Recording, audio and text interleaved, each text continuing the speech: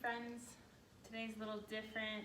We're doing some myofascial pin and stretch with 2 tennis balls. We're gonna go over a couple of areas that are really big: hips, feet, shoulders, and the back of the head. I always like to start at the feet, so let's come into standing with one ball and start to let the ball roll around a little bit. You can even kind of step into it and come out. You're just letting the ball touch you, step into it, move to a different place and step in. Really notice the heel too, just as much as the front of the foot. Step into it at different angles. Let's notice the difference by finding a forward fold. Ooh, yeah. Other foot. Really going where you're called to go. I have a tendency to look down at the ground. I'm trying to change that habit by looking forward more. Sensory sensation is by not with our eyes, but with our sensations. Good. Come into a forward fold, check it again. Yeah, much easier. Okay, so hips. You have your thigh bone connects to the side of your hip. It's called your greater trochanter. So we're gonna put the ball on 2 sides of it so that you get the front and the back. Make sure that you have enough room for your leg on the bottom so that you can bend your knee back and forth. And the ball is on front and back again. I like to take my opposite leg either in front or behind me. And then really take the arm that's on the ground and press into the arm. So we're not gonna roll up and down. Rather, notice if your knee wants to bend forward or if it wants to bend back. Mine wants to go forward. So I'm just gonna let it bend forward a couple of times until I feel like it wants to go back. So your femur is in charge of your knee bending. And your glute, oh, now I feel like my leg can extend. Now I'm also gonna feel like can I rotate my thigh? You know, because our legs rotate. I notice it's easier to rotate towards one direction a little more. Sometimes the ball comes out, and you gotta go get it.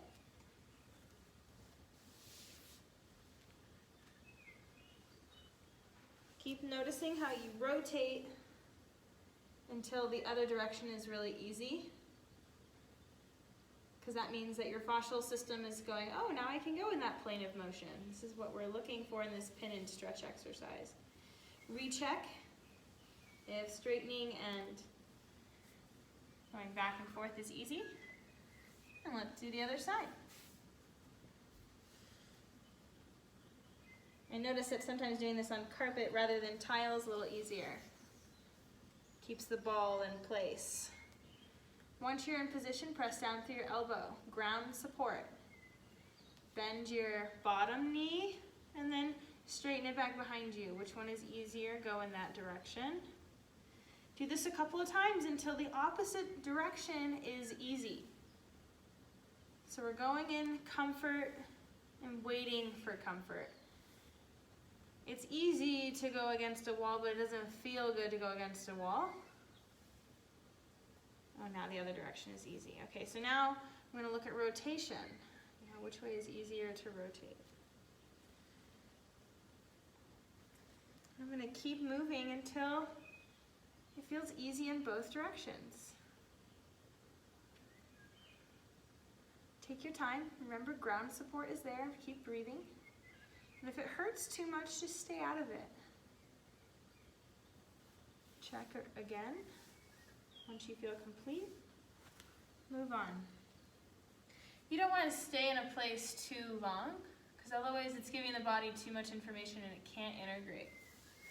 So for the side of the shoulder, we're going to come to the side of the body. All you need is one ball. I'm going to place it right on the side of the armpit where it feels kind of bony. You can walk your fingers tips down and you can feel the edge. That's where you want to go, where it's the shoulder blade and the rib cage. So we're trying to differentiate between what's your shoulder blade and what's your rib cage. Once you find that spot, keep the ball there. And then just notice if you want to turn your head, you can place a foot in front of you for support.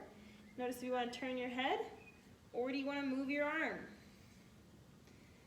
Your neck is a part of your shoulder.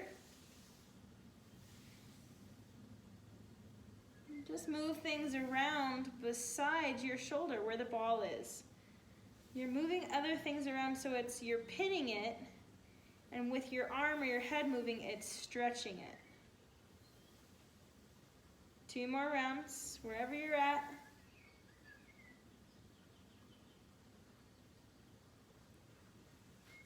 Move the ball a little bit.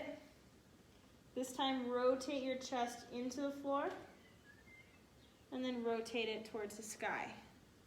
If you need to hold down your ball, you can.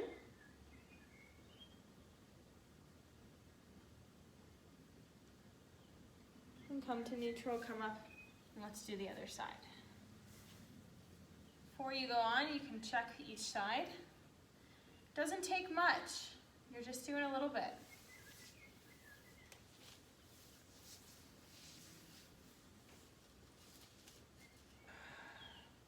Once you get the ball in the right spot, do you want to move your head or do you want to move your arm? I want to move my head, so I'm going to move my head. And it doesn't matter what you move or how you move it. As long as you're not moving what's right underneath the ball directly.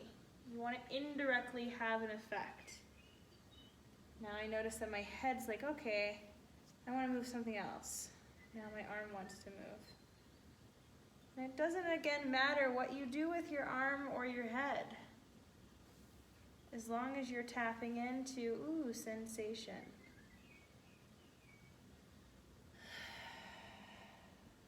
You can rotate the arm, lift it, put it back down. You can do all sorts of things. Come back up. Last piece is our head. You're putting it behind your head, right next to each other, and all we're going to do is move the back of our head side to side. If you need a blanket underneath your head to keep the balls in one spot, you can do that. Have your feet on the ground for extra support so you can push. Have your hands on the balls so that you can keep them in one spot. Just slightly turn your head side to side, the back of your head. Think of how the back of your head moves the ball. Back of your head is moving from side to side. We usually move our head from our face. Well, the balls are on the back of the head, so let's move the back of the head. So you get those back muscles on the back of your skull moving and orienting from that space so they can decompress.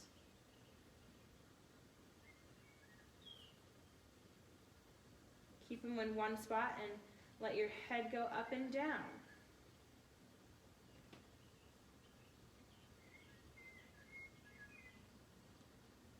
Last couple for 5, 3, 2, and let them come down. Take the balls this time underneath your sacrum, the middle, and just rest there. Just kind of like placing a block there after yoga. You're just placing it there for 5 breaths just to kind of neutralize.